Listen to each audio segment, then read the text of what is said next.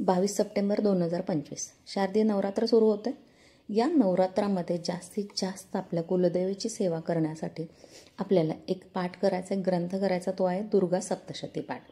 आता ह्या नवरात्रीतल्या 9 दिवसात कसे करायचे पाठ, किती करायचे, आणि हा ग्रंथ दुर्गा मातेचा आवडता ग्रंथ असल्यामुळे आपण जर हा पाठ केला तर आपल्या जीवनातील समस्या कशा दूर होतील हे आपण आज बघणार आहोत।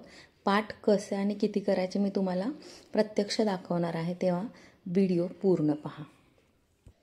आपल्याला आपल्या कुलदेवीची सेवा वर्षभर नीट करता येत नाही, पण नवरात्रीमध्ये जेव्हा आपण देवी तत्व जागवतो ना, तेव्हा जर ही सेवा केली तर आपली दुर्गा देवी किंवा आपली जी कुलदेवी आहे ती खुश होते आणि आपल्याला भरभरून आशीर्वाद देते। तेव्हा या ग्रंथाचे पाठन आपल्याला नक्की करायचे। जर तुम्हाला ही माहिती आवडली तर आपल्या मित्रमंडळी, नातेवाईकांनी, देवीचे जे भक्त असतात त्यांच्यापर्यंत नक्की शेअर करा आणि सबस्क्राईब करा। आपण हे पाठ पूर्ण म्हणजे स्त्री, पुरुष, कुमारिका, विधवा पूर्ण सगळेजण करू शकतो। जर 14 पाठ केले तर आपल्याला 9 चंडी केल्याचं फळ मिळतं। आता शेवटच्या माळेपर्यंत करायचे संकल्प करून जर केले तर त्याच्यासाठी पण काही नियम आहेत। मी आता इथे नियम नाही सांगत बसणार आहे, तुम्हाला व्हिडिओ मिळतील आपल्या यूट्यूबवरती, दुसरे पण व्हिडिओज मिळतील, तर नियम तुम्ही तिथे बघा। पण आपण आता प्रत्यक्ष बघणार आहोत की आपल्याला दुर्गा सप्तशतीचे पाठ किती आणि कसे करायचे आहेत। सुरू करूया। तसे तर हे पाठ आपल्याला म्हणजे पहिल्या माळेपासून घटस्थापनेपासून ते दसऱ्यापर्यंत किंवा आपल्या घरी ज्या दिवशी घट उठतात तिथपर्यंत करायचे असतात।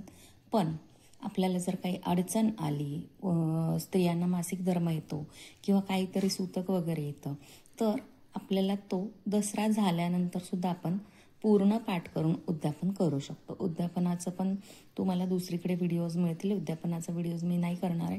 तुम्हाला फक्त आज महत्त्वाची माहिती सांगणार आहे की इथून आपल्याला सुरुवात कुठून करायची आहे। सगळ्यात सुरुवातीला स्वामी समर्थांचा एक माळ जप करून आपल्याला सुरू करायचं आहे।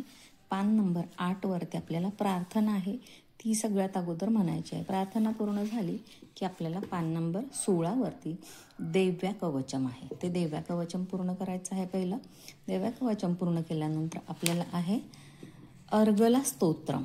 मी तुम्हाला ओळीने सांगते। अर्गला स्तोत्रम आहे 20, पान नंबर 20 वरती, आणि तुम्हाला दाखवते पण आहे, टिकमार्क पण केलेलं आहे, तर तुम्हाला ते इझी पडेल।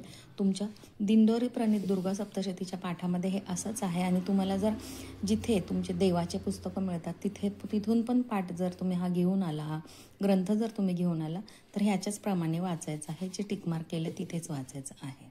पुढे पान नंबर 23 वरती आहे अथ कीलक स्तोत्रम, ते संपलं की पुढे जायचं तुम्हाला रात्री सूक्त, आणि मग रात्री सूक्त पूर्ण झाल्यानंतर आपल्याला रात्री सूक्त आहे पान नंबर 24 वरती, आणि रात्री सूक्त पूर्ण झालं की अध्याय पहिला हा सुरू करायचा। अध्याय पहिला पान नंबर 26 वरती आहे।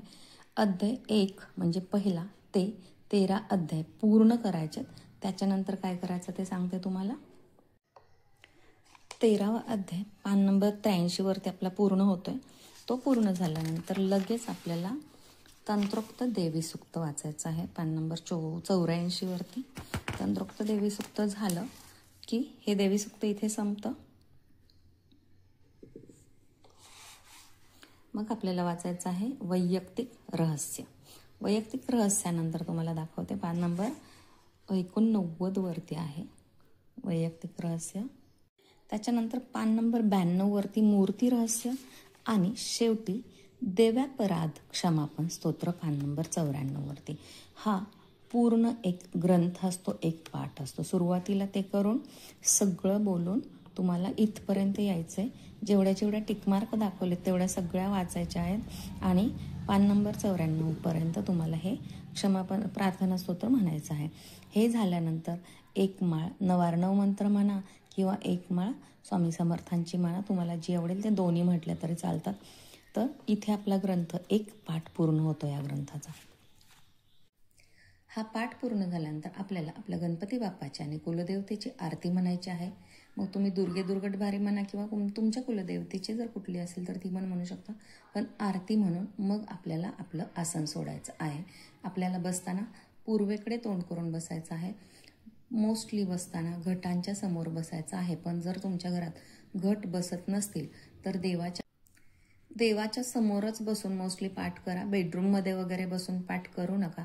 अगदीच शक्य नसेल की बाबा जॉईंट फॅमिली आहे की घरात काही अडचण आहे तर तुम्ही बेडरूममध्ये अगदीच सोय नसेल तर तुम्हाला बेडरूममध्ये खुर्ची वगैरे घेऊन किंवा बाजूला बसून आसन घेऊन तुम्हाला हा पाठ करायचा आहे. पाठ करताना पाटावरती वगैरे ठेवा, कारण असा डायरेक्ट खाली ठेवू नका. पाटावरती ठेवून मग आसन करा. चला, आपला व्हिडिओ इथेच संपवते. मी पुन्हा एकदा आपल्या नवरात्रीबद्दल बरेच व्हिडिओज घेऊन येणार आहे. आपल्या चॅनलला नक्की भेट द्या आणि सबस्क्राईब करा. बेल आयकॉनवरती क्लिक करा आणि हा व्हिडिओ जास्तीत जास्त शेअर करा, म्हणजे तुमच्या मित्रमैत्रिणींपर्यंत ही माहिती नक्की पोहोचेल. चला, इथेच थांबवते. जय दुर्गा माँ.